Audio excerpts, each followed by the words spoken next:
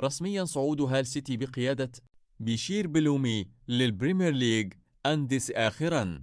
سنرى متعة الموسم القادم في الدوري الإنجليزي. حقق الدولي الجزائري بشير بلومي أوداي صعودا تاريخيا للدوري الإنجليزي الممتاز رفقة ناديه هال سيتي بعد الفوز في نهائي البلاي أوف ميدلزبرة بهدف دون مقابل. وشارك لاعب الخضر في المواجهة التي احتضنها ملعب ويمبلي وميز أساسيا ولغاية الدقيقة 76، ونال تنقيطا متوسطا في اللقاء بعلامة قدرها 6.6 بأداء مقبول. للإشارة، بصم بلومي هذا الموسم مع ناديه على سبورا مساهمات تهديفية، منها 3 أهداف و4 تمريرات حاسمة من أصل 25 مباراة في الشامبيونشيب الإنجليزية.